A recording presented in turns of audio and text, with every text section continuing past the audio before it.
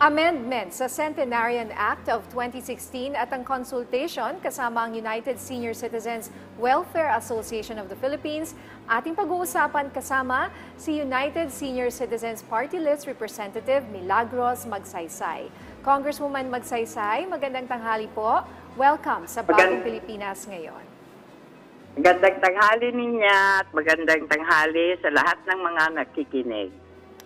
Ma'am, una po sa lahat, ano po ang masasabi ninyo na nilagdaan na nga ng Pangulong Marcos Jr. ang Republic Act 11982 o itong amendment sa Centenarian Act of 2016? Naalala ko nung nandito kayo ay pinag-uusapan natin yan. Gaano po kalaking tulong ito para sa mga senior citizens? Ako, masayang-masaya niya mga senior citizen, lalo na yung mag-o-80 na, mag-85, magna-90, magna-95. Talagang masayang-masaya sila dahil meron silang inaantay na matatanggap na 10,000 pag sila'y nasa ganyang edad na. So, ang masasabi ko ay maraming salamat sa ating mga mahal na Pangulo na talaga po naman na sa pagsuporta niya at pagmamahal niya sa mga senior citizen ay lubos-lubos. Kaya nagpapasalamat kami sa kanya, sa paglagda niya dito sa gustong-gusto ng mga senior citizens na magiging batas. Alright. Congresswoman, ito po, ano po ba yung mga inambiyendahan sa batas na ito para maunawaan po ng mga nanonood? At saka maaari niyo po bang ipaliwanag upang maunawaan din ng mga senior citizens na nakatutok sa atin ngayon? Kung ano yung mga changes po? Yes. Itong amendment to Centenarian Act, yung Centenarian Act kasi, pag you reach the age of 100, makakatanggap ka ng 100. So sabi nila mahirap ng abutin yung 100. So ngayon yung 80, 85, 90, 95 ang batas na ngayon dahil napirmahan na ng ating pangulo. So yung aabot ngayon ng 80 years old. Kaya lang hindi pa agad-agad mai-implement kasi gagawa pa ng implementing rules and regulations kung paano ipapatupad, i-implement itong batas na ito. Kaya lang, batas na ito, so palagay ko sa pagpirma ni Presidente, doon na mag-count na pwede na. So yung mga 79 ngayon, siguradong makakaabot kayo ng 80 kung mag-80 na kayo ngayon, makakatanggap kayo ng 10,000 pag 80 years old na kayo. Ngayon, ganun din sa 85, ganun din sa 90, ganun din sa 95. Basta pag na-implement na ito, ay makakatanggap na kayo ng 10,000. Kaya, ngayon pa lang, yung mga 79, yung mga 84, yung mga 94, yung mga 94, magrehistro na. Magpaano na sa OSCA na kayo ay magiging 80 o magiging 85, magiging 90, magiging 95 itong taon na ito para makabilang na kayo.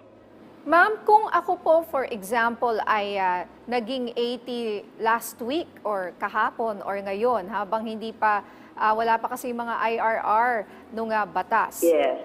Ka-covered po ba ako or basta ngayong taon na ito? Yes, I think mako-cover ka kasi dapat magparehistro na, magsabi na sa OSCA na ikaw ay 80 para, kasi napirma na ni Presidente, so batas na ito. So, aantayin lang natin yung IRR para ma-implement ito. But I guess, kung kailan napirmahan na naging batas ito, doon na magiging tong batas na ito.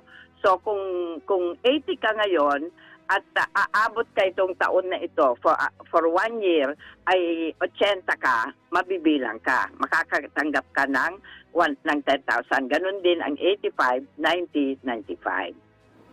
Kasi good for 1 year yon. Wag lang lalagpas kasi 81 ka na o kaya 86 ka na. Antayin mo na uli yung susunod. Okay, malinaw po. Kamusta naman po yung pinakahuling konsultasyon nyo with United Senior Citizens Welfare Association of the Philippines at ano-ano po yung mga natalakay na hiling ng mga senior citizens sa bansa ngayon? Yung na i-announce na ng ating speaker, Martin Romualdez, yung discount sa grocery. Kasi 65 pesos lang yung discount kasi 1,300 lang ang ceiling. Ngayon, magiging 125 a week kasi ang ceiling na is 2,500 times 5%. So, it is 125 a week. So, in a month, 500 ang diskwento na sa grocery. Follow up po, just to give an idea po para sa ating mga senior citizens sa bansa. Ilang chapters na po ba mayroon ang United Senior Citizens Welfare Association of the Philippines? At paano po ba maging bahagi nito? Ang United Senior Citizens List? Yes, ma'am. Paano po maging parte ng grupong ito kung gusto ng ating mga senior citizens maging part of the association? Kung member sila ng organization, mag-affiliate lang yung organization na yan sa United Senior Citizens Party List. At maging members na sila, mabibigyan sila ng ID at mako-cover na sila kung anumang programa ang meron ng United Senior Citizens Party List.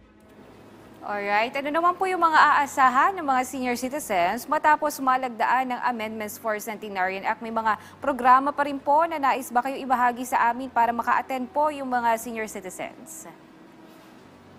Maraming programa ng United Senior Citizen. Yes po, ma'am.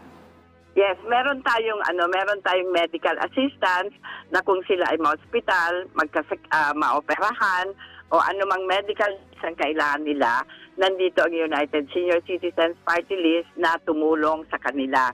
Kung ma-hospital sila sa government hospital, mabibigyan namin sila ng guarantee letter na pambayad nila sa hospital. Ngayon naman, sa financial assistance, matutulungan din namin sila kung wala silang pambili ng gamot, pambili ng pagkain o walang pagpalibing. Nandito ang United Senior Citizens Party List na tutulong sa kanila at mag-aalalay sa kanila. Alright, bilang panghuli na lang po, Congresswoman, baka meron po kayong mensahe o paalala sa lahat ng mga senior citizens po natin na nakatutok ngayon.